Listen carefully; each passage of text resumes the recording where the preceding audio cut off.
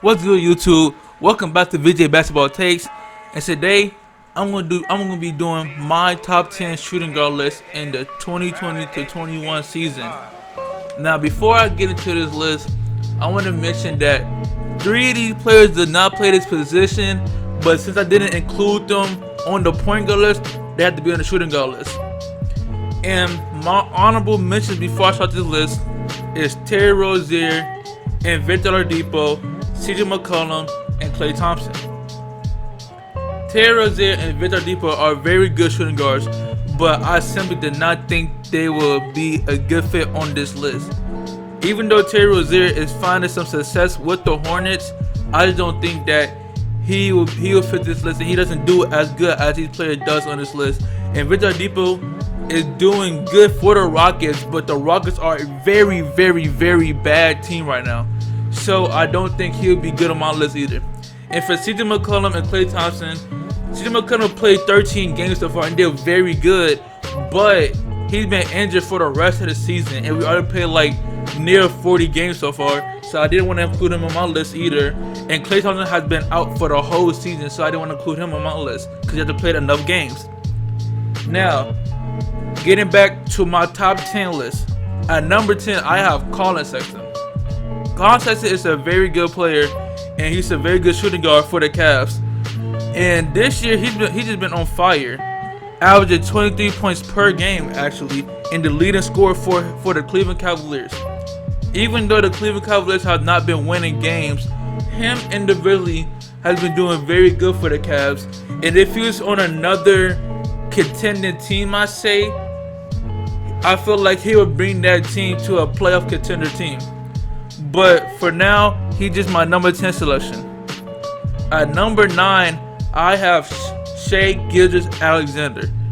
Now, Shai Gilgeous-Alexander is a point guard for the Thunder right now. But like I said before I started the video, or before I started my list, I did not put him on the point guard list, so I had to put him on the shooting guard list. And he's at number 9 right now.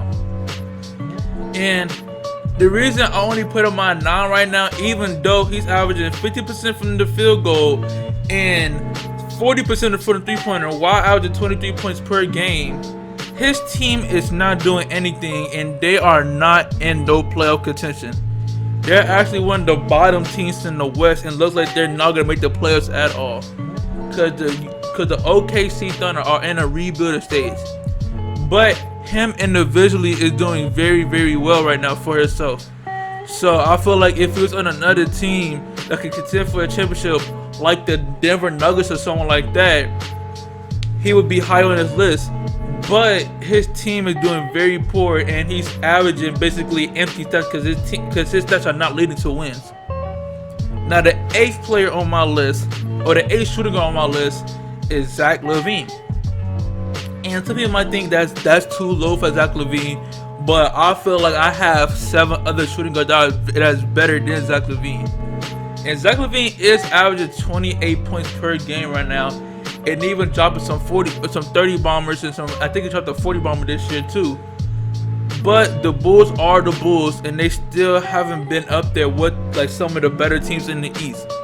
Even though he cannot control that, and he can only do what he can do to bring them to the playoff contention, himself as a player is not the best fit for a team that's no, let me not say that, but he just can't lead a team to the playoffs. I don't feel like Zach LaVine could be the best player on the team that's trying to win a championship.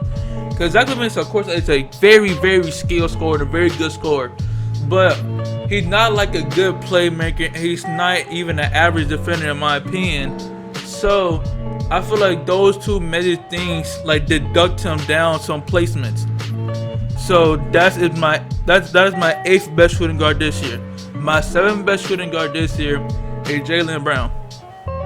Now, Jaylen Brown is to me one of the more consistent stars we have today.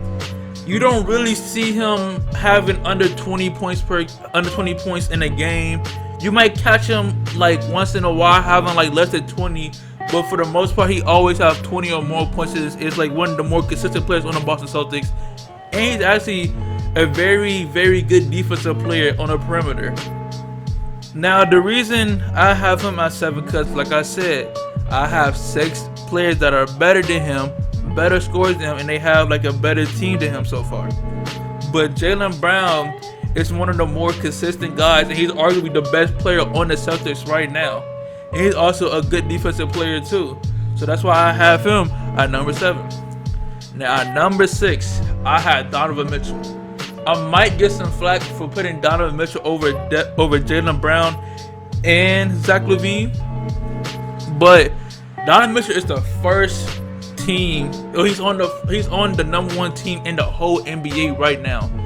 And even though he's on the Jazz, which the Jazz have a lot of good players, and also have a very good center in Rudy Gobert, and he's surrounded by a lot of shooters, he is the best player on that team, if you ask me. He's the best scorer on that team, if you ask me. Of course, he's not the best defender player, but he's average at defending. He's a very athletic player, and he's a very clutch player too. Remember when last year they was in the bubble, and they were going back and forth with the Denver Nuggets, and it went to a Game 7. Him and Jamal Moore were going crazy that series.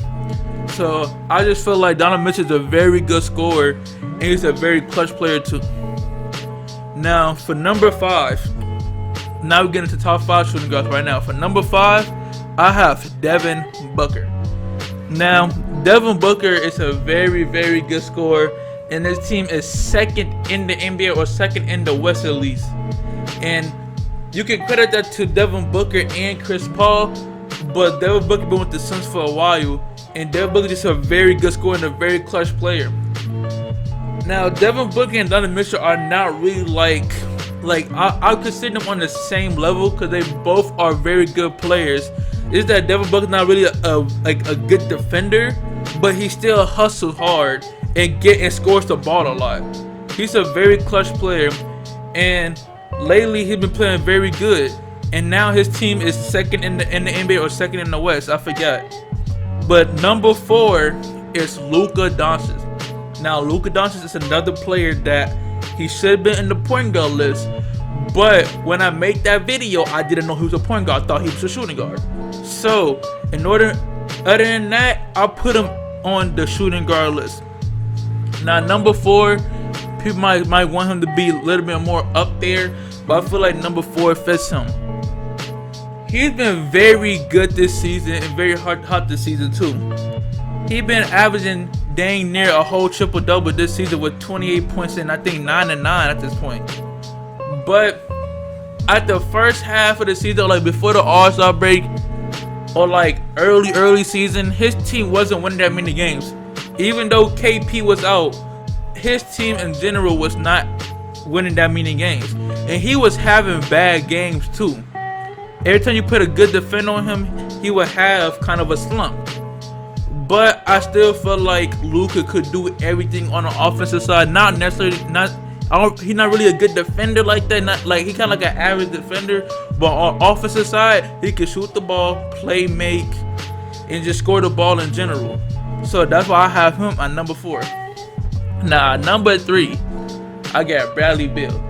And Bradley Beal kind of like defies the purpose of me saying that, oh, I have this player over this player because of their team success. But Bradley Beal is averaging 32 points per game on very, very decent shooting now, with 40%, like with 40+% in the field goal and 34% from the 3-point line. So he's averaging very, very good scoring numbers.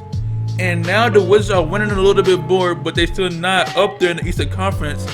But if Bradley Beal was on a more of a contender team, like the Lakers or like the Nuggets again, like the Nuggets, he would be in the playoff contention right now. But since he's on the Wizards with Russ Westbrook and the rest of the players on the Wizards, he's not really a playoff contention.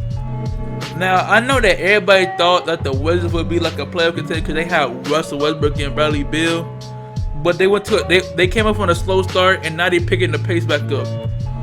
So, but Bradley Beal is a very good individual player and a very good scorer. He'll give you 30 points per game, and I think he holds the record for like the most 40-point L's right now. But other than that, he's a very, very good player. Now at number 2, Paul George. Now I know that Paul George he played small forward for most of his career, and I think he played small forward for some of the time last season. But this year he's playing shooting guard, and I might catch flack for this too because pandemic P, playoff P, and all of that. But Paul George is a very good player. You're not gonna get him messed up. He's averaging 40% from the field and 40% from the 3-point line too. He's a very good defensive player as well. And it's a very tall shooting guard as well at 6'8". Even though he did bad in the playoffs last year, that doesn't mean that Paul George is a bad player in general. He had a playoff slump, yes, but Paul George is still a very elite player, and any team would be lucky to have him. He's averaging 23 or 24 points per game with them numbers, coming 40% from the field goal, 40% from the 3-point line. And his team is doing very good because of him and Kawhi. So I feel like he should be on this list and number 2 on this list. Now, the number 1 player on this list is James Harden. And I repeat, he's one of the players that was meant to be on the point guard list, but at the time, he wasn't a point guard. He was a shooting guard.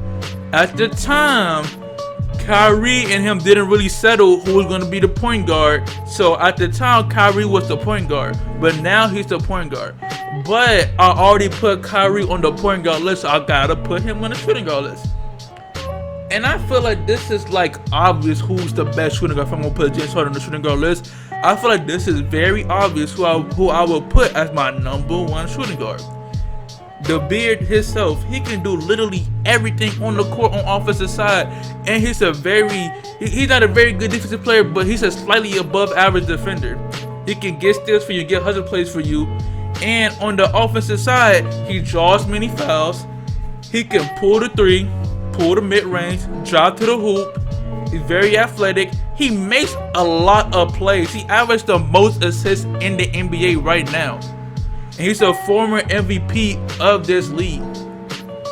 So James Harden is a very, very, very elite player in this league right now. And it's a top 5. You can argue he's arguably a top 5 player, but definitely a top 10 player in the NBA right now.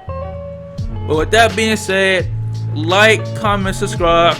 Tell me who's your top 10 shooting guards, or or if you want to tweak my list a little bit, you can tweak my list a little bit, but put it in the comments.